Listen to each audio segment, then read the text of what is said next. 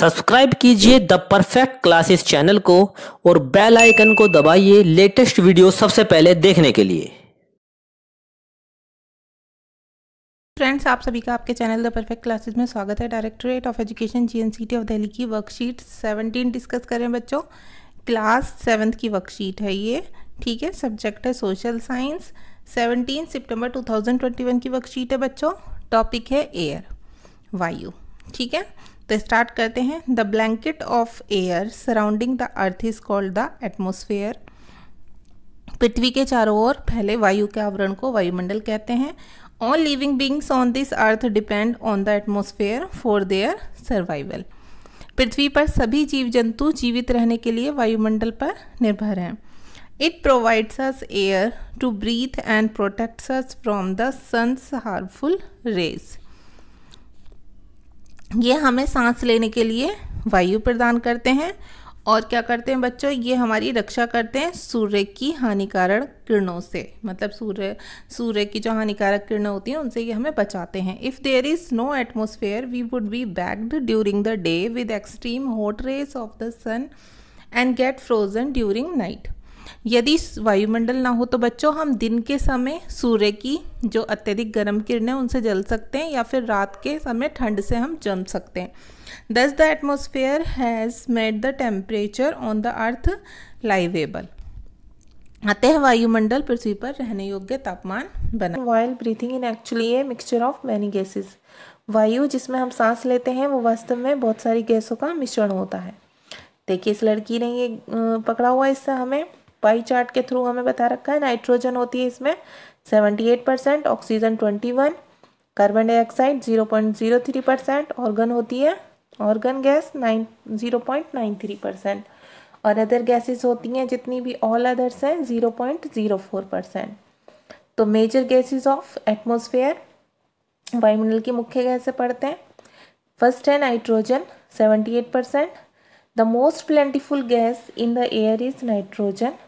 सबसे अधिक पाई जाने वाली वायु में गैस कौन सी है? नाइट्रोजन है। Which helps in the growth of trees and plants, जो कि पेड़ पौधों के बढ़ने में सहायक होती है, उसकी वृद्धि में। ऑक्सीजन कितनी है? 21%। Oxygen is the second most plentiful gas in the air. Oxygen वायुमंडल में पाई जाने वाली दूसरी सबसे अधिक प्रचुरता में पाई जाने वाली गैस है। That is necessary for the survival of all human and animal, जो कि सभी मनुष्यों के और जीव जंतुओं के जीवित रहने के लिए आवश्यक है। कार्बन डाइऑक्साइड देखेंगे। Both humans and animals take oxygen and release carbon dioxide. दोनों मनुष्य और जीव जंतु दोनों ही ऑक्सीजन लेते हैं और कार्बन डाइऑक्साइड छोड़ते हैं। In contrast trees and plant take carbon dioxide and release oxygen. और अगर हम देखें इसके विपरीत तो पेड़ पौधे कार्बन डाइऑक्साइड लेते हैं और ऑक्सीजन छोड़ते हैं। In this way the balance of the atmosphere remains. इस तरह से वायुमंडल का संतुलन बना रहता है। अब इधर देखते हैं। If we cut down trees the balance of oxygen and carbon dioxide in the air is disturb. यदि हम पेड़ काटते हैं तो वायु में ऑक्सीजन और कार्बन डाइऑक्साइड का संतुलन बिगड़ जाता है। So we should not cut trees, इसलिए हमें पेड़ नहीं काटने चाहिए। The amount of oxygen increases by planting trees, so we should plant more and more trees.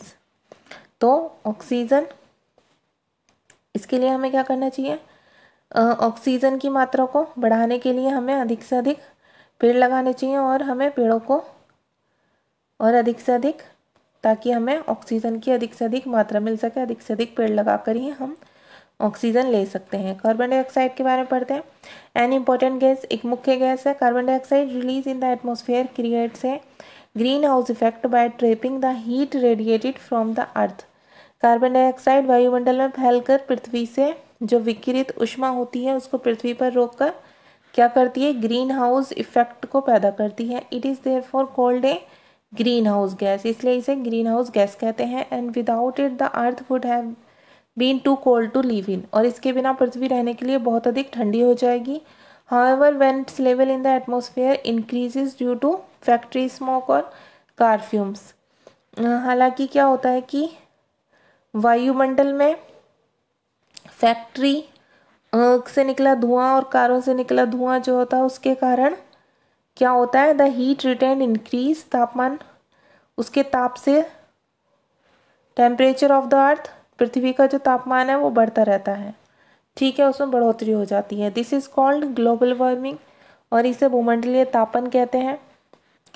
This rise in temperature causes the snow in coldest parts of the world to melt, और तापमान में इस वृद्धि के कारण पृथ्वी के जो सबसे ठंडे प्रदेश है वहाँ पर जमी हुई बर्फ पिघलती है। As a result the sea level rises, इससे समुद्र का स्तर बढ़ता है। Causes flood in the coastal areas, तटीय क्षेत्रों में बाढ़ आ जाती है। There may be a drastic changes in the climate of a place leading to extinction of some plants and animal in the long run, और दीर्घ अवधि में इसके कारण जलवायु में अत्यधिक परिवर्तन हो सकता है जिसके फलस्वरूप कुछ पौधे और पशु लुप्त हो सकते हैं, लुप्त हो सकते हैं यहाँ से, ठीक है। क्वेश्चन आंसर देखेंगे। व्हाट इज एटमॉस्फेयर, तो इसका आंसर लिखेंगे फर्स्ट लाइन से ही, the blanket of air surrounding the earth is called the atmosphere. ये यहाँ से आपका आंसर 1 है, ठीक है। पृथ्वी के चारों ओर फैले वायु के आवरण को वायुमंडल कहते हैं। हमसे पूछा गया वायुमंडल क्या है। क्वेश्चन नंबर 2 है, what is the reason behind increase in earth's temperature. तो ये क्वेश्चन है आपका, पृथ्वी पर तापमान की वृद्धि के क्या कारण हैं। तो अभी हमने पढ़े हैं बच्चों, यही कारण है। आप यहाँ से लिखेंगे carbon dioxide released in the atmosphere, ठीक है। कार्बन डाइऑक्साइड जो रिलीज होती है एटमॉस्फेयर में, वायुमंडल में, वो क्या करती है, ग्रीन हाउस इफेक्ट पैदा करती है, ठीक है। By trapping the heat radiated from the earth, और वो क्या करती है, कार्बन डाइऑक्साइड वायुमंडल में फैलकर पृथ्वी से जो विकिरित ऊष्मा होती है उसे पृथ्वी पर रोक लेती है। It is therefore called a green house gas, इसलिए इसे ग्रीन हाउस गैस कहते हैं। And without it earth would have been too cold to live in, इसके बिना पृथ्वी रहने के लिए बहुत अधिक ठंडी हो जाएगी। However when its level in atmosphere increases, फिर भी जब इसका स्तर वायुमंडल में बढ़ जाता है, किसके कारण, ड्यू टू फैक्ट्री स्मोक और कार फ्यूम्स, फैक्ट्रियों से निकले हुए धुएं के और कार से निकले हुए धुएं के कारण, ठीक है। और the heat retain increases the temperature of the earth, और तब इस ऊष्मा के द्वारा पृथ्वी का तापमान बढ़ता है। तो यहाँ पर आंसर नंबर 2 में लिख देंगे इतना, ठीक है। अब यहाँ पर फिलअप करना है आपको, हिंट भी दिए हुए हैं आपको, carbon dioxide, global warming, oxygen. तो फर्स्ट में आएगा ट्रीज एंड प्लांट्स रिलीज, पेड़ पौधे क्या छोड़ते हैं, ऑक्सीजन गैस छोड़ते हैं, तो आप ऑक्सीजन लिखेंगे। सेकंड में यहाँ gas creates green house effect, ठीक है, यहाँ ग्रीन हाउस प्रभाव पैदा करती है कौन सी गैस, कार्बन डाइऑक्साइड लिखेंगे। थर्ड में rise in temperature of earth atmosphere is called, इसमें आएगा ग्लोबल वार्मिंग, ठीक है। पृथ्वी के वायुमंडल के तापमान में वृद्धि को क्या कहते हैं, भूमंडलीय तापन, ग्लोबल वार्मिंग। अब यहाँ पर मैच करना है आपको, ठीक है, क्वांटिटी जो गैसेस की दी हुई है उस एटमॉस्फेयर में कितनी है उससे मैच करना है। तो देखिए नाइट्रोजन गैस कितनी है, इसे मैच कर देंगे इससे 1 को सी से, ठीक है, ये क्या हो गया 78%। ऑक्सीजन कितनी है, यहाँ 2 लिख दिया हमने और मैच भी कर दिया, 21% है। कार्बन डाइऑक्साइड कितनी है 0.03, 3 लिख दिया हमने। ऑर्गन कितना है 0.93%, यहाँ हमने 4 लिख दिया।